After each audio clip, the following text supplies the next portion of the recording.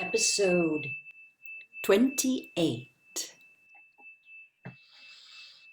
Winston was in Victory Square before the appointed time.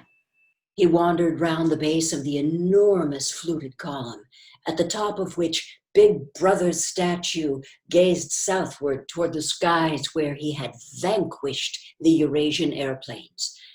The East Asian airplanes it had been a few years ago, in the Battle of Airstrip 1.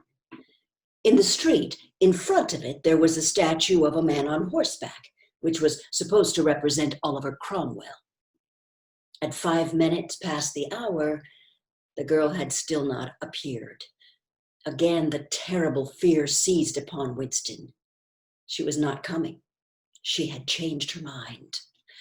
He walked slowly up to the north side of the square and got a sort of pale-colored pleasure from identifying St. Martin's Church, whose bells, when it had bells, had chimed, "You owe me 3 farthings." Then he saw the girl, standing at the base of the monument, reading or pretending to read a poster which ran spirally up the column. It was not safe to go near her until some more people had accumulated. There were telescreens all round the pediment. But at this moment, there was a din of shouting and a zoom of heavy vehicles from somewhere to the left. Suddenly, everyone seemed to be running across the square. The girl nipped nimbly round the lions at the base of the monument and joined in the rush.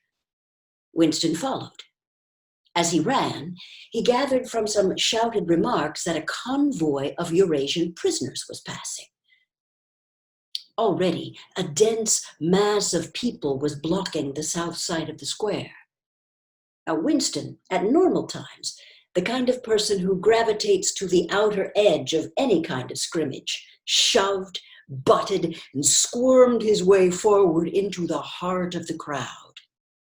Soon, he was within arm's length of the girl, but the way was blocked by an enormous prole and an almost equally enormous woman, presumably his wife, who seemed to form an impenetrable wall of flesh.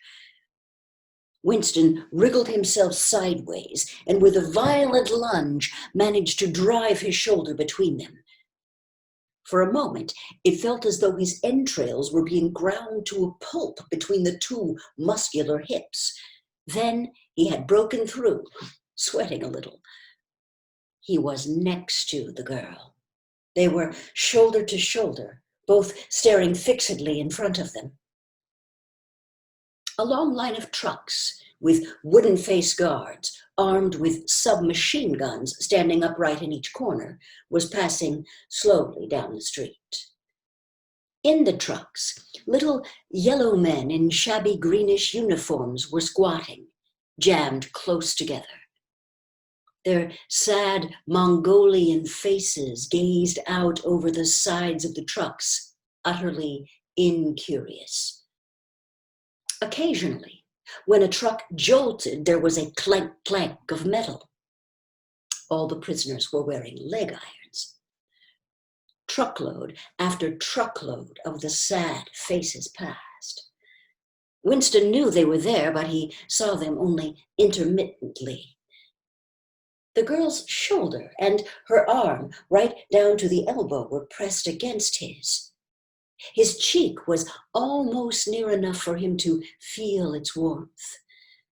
She had immediately taken charge of the situation, just as she had done in the canteen. She began speaking in the same expressionless voice as before, with lips barely moving, a mere murmur easily drowned by the din of voices and the rumbling of trucks. "Can you hear me?" "Yes." "Can you get Sunday afternoon off?" "Yes." "Then listen carefully. You'll have to remember this. Go to Paddington Station." With a sort of military precision that astonished him, she outlined the route that he was to follow. A half-hour railway journey. Turn left outside the station, 2 kilometers along the road. A gate with the top bar missing, a path across a field, a grass-grown lane, a track between bushes, a dead tree with moss on it. It was as though she had a map inside her head. Can you remember all that? She murmured finally. Yes. You turn left, then right, then left again, and the gate's got no top bar. Yes. What time?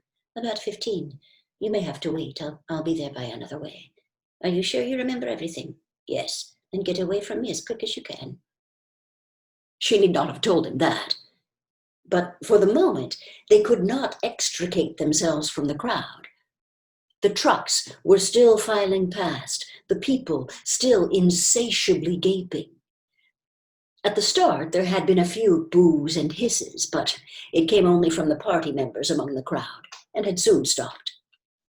The prevailing emotion was simply curiosity. Foreigners, whether from Eurasia or from East Asia, were a kind of a strange animal.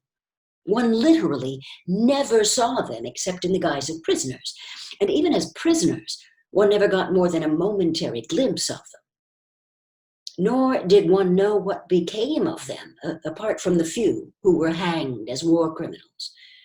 The others simply vanished, presumably into forced labor camps. The round mogul faces had given way to faces of a more European type, dirty, bearded, and exhausted. From over scrubby cheekbones, eyes looked into Winston's, sometimes with strange intensity, and flashed away again. The convoy was drawing to an end.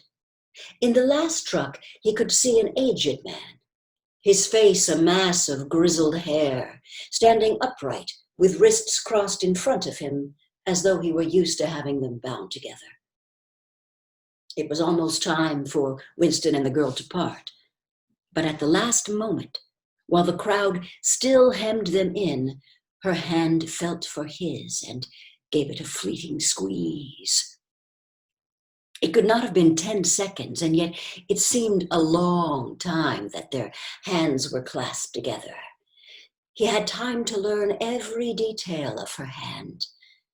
He explored the long fingers, the shapely nails, the work-hardened palm with its row of calluses, the smooth flesh under the wrist. Merely from feeling it, he would have known it by sight. In the same instant, it occurred to him that he did not know what color the girl's eyes were. They were probably brown, but people with dark hair sometimes had blue eyes. To turn his head and look at her would have been inconceivable folly. With hands locked together, invisible among the press of bodies, they stared steadily in front of them. And instead of the eyes of the girl, the eyes of the aged prisoner gazed mournfully at Winston out of nests of hair. End of chapter 1.